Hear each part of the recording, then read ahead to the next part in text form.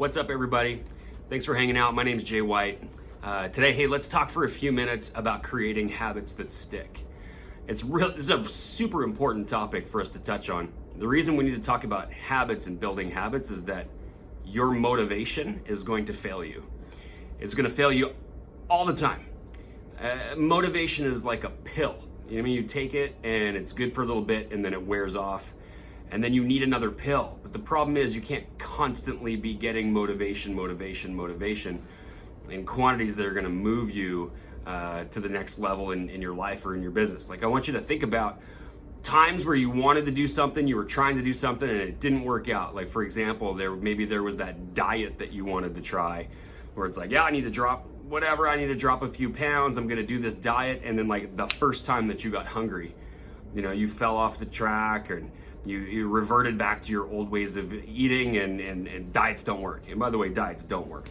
Or maybe it was that fitness plan. I'm recording this on January 18th. And so, my guess is that quite a few people made pretty big plans around their fitness about 3 weeks ago that I hope you're still doing it. But I know from looking at the attendance in my gym, many have already fallen off the wagon in that. And so, if I take a look at why didn't those things work, I'm going to tell you it's because new habits were not created. In my business, when people get started, we're starting to do things that are completely different than what they're used to doing, right? Like, I want you to think back of you leave high school and you start to get your first jobs, and all of a sudden the habits change, right? The habits were go to school, study, do the right things that students are supposed to do, and the reins come off you when you go out and you get your first jobs. Like, all of a sudden you have some freedom after work. You don't have to be studying. And a lot of times what the habits become is I go to work, it's either a positive or a negative environment. I'm probably pretty mentally tired after. I have dinner, some Netflix, and that becomes the routine, right? It becomes very stale and stagnant. And so when people start in our business and now all of a sudden they need to study and they need to learn words the habits, they're just simply not there. When I started studying for the licensing that I require, I hadn't been in school for 20 years. I had no studying habits. It was painful for me. And I had to create again new habits and work on them, and or else I just simply wasn't going to be successful. So when you look at why didn't the diet plan work? Well, you didn't set yourself up for success. Why didn't the fitness plan work? Same thing. Why didn't the business work? Same thing. And so, if I take a look at, I'll give you one example. 2019 for me was a big fitness year, and I want to pre-frame this next 2-3 minutes that I talk about by saying, look, I'm not even a personal trainer anymore. I used to be. I'm not anymore. I have no medical expertise in this area whatsoever. I'm just telling you what happened for me and how I did it in 2019. So, when the calendar rolled over to January of 19, I hadn't been in the gym for a long time. I had neglected my fitness for 7 or 8 years since I left that industry. And I didn't like the way that it felt anymore. I felt tired. I was starting to feel heavy. I was starting to feel weak. And I wanted to make a change. I was actually in a mall one day, and I watched an elderly gentleman. Elderly is maybe the wrong word. My guess is he was probably like 65, 70 years old, just an older guy. And he was walking by, but he was walking very slow and very gingerly. And his legs were very small.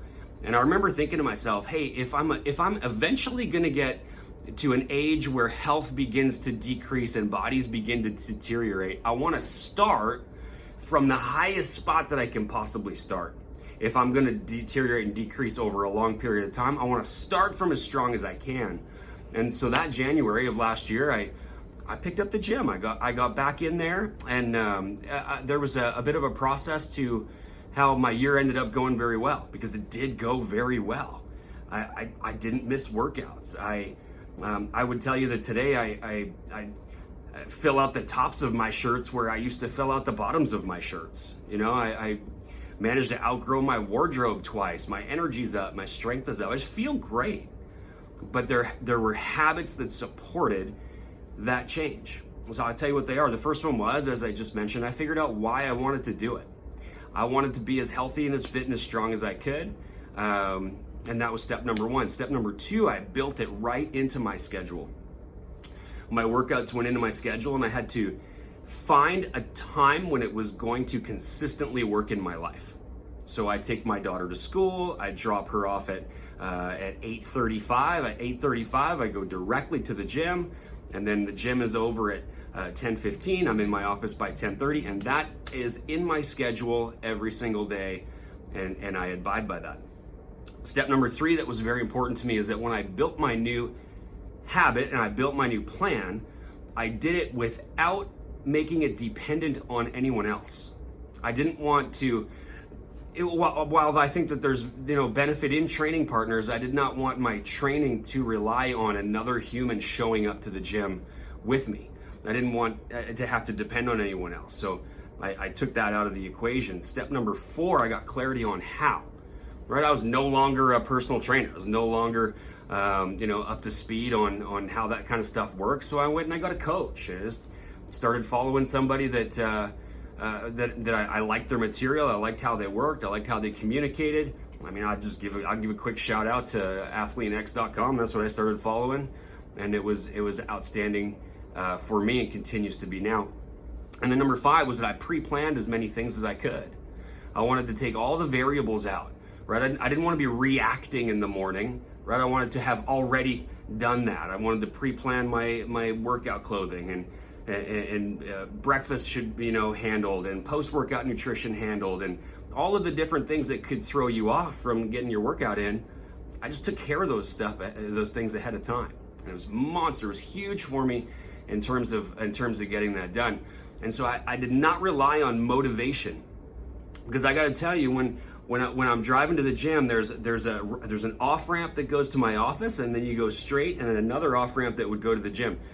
And in the month of January last year, as I was building the habits, there was temptation to take the exit and go to the office and just start the day early and not work out. But I didn't rely on motivation. I built the habit, and I got to tell you now, it wouldn't even occur to me to go to the office before I went to the gym.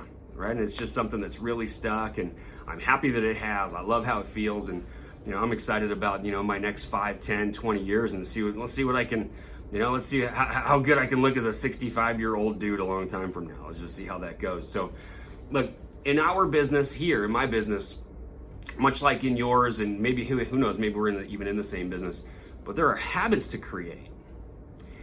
I've seen so many good people get started and get derailed, and I've seen the opposite too. I've seen people get started that, hey, I wasn't sure about them, and they did great.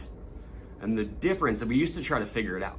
I used to think for a long time, and I think a bunch of us had this general consensus that the common denominator was mental toughness, right? It was the ones who work on it and get mentally tough stay, and the ones who don't work on their mental toughness don't make it. But I don't actually think that's what it is. I think the difference is that some people create new habits and some people don't. And that's a huge determining factor in success or failure, and really in any endeavor, right? And so I just want to give you a quick formula.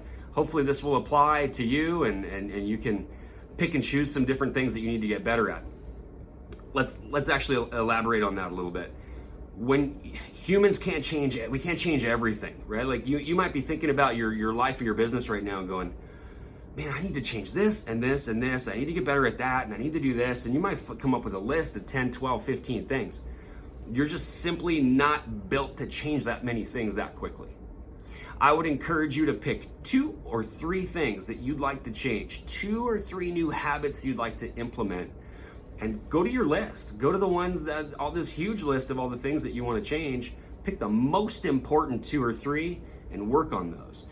When they stop being work, you're ready to add another one, right? So I'll give you a list real quick here. Habits you can rely on. Number 1, guys, you got to get some clarity on why you would go through the work of building this habit, right? For me in business, I wanted to make sure that if I was not with my wife and my daughters, and I was at the office, that I was making things happen. I don't spend much time around the water cooler. I don't spend much time chatting. I'm either helping people or I'm booking appointments to help people. And so for me, I was very clear on what it was that I wanted to get accomplished. Number 2 is schedule. I'm going to encourage you to have a paper day timer. Whatever works for you, do that. I've never been able to be successful in keeping my schedule on Google Calendar or anything like that. But hey, for me, a paper day timer works great. Whatever works best for you, do that. But look, guys, you've got to schedule your day.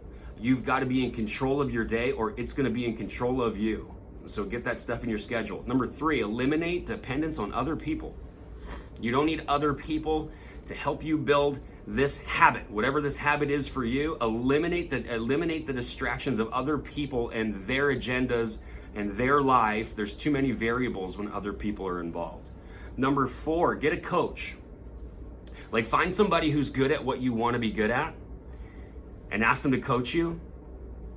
And here's the most important part of this part.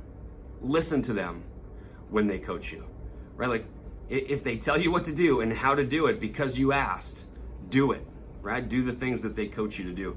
And number 5, look, guys, you got to clear out distractions.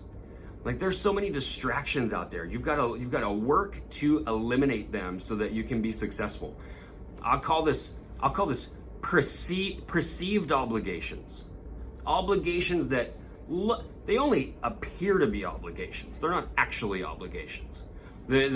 The example that I tend to use when I'm training my team when we talk about perceived obligations is like the 1-year-old's birthday party, when you should be at the office, when you should be doing whatever it is that you're trying to do.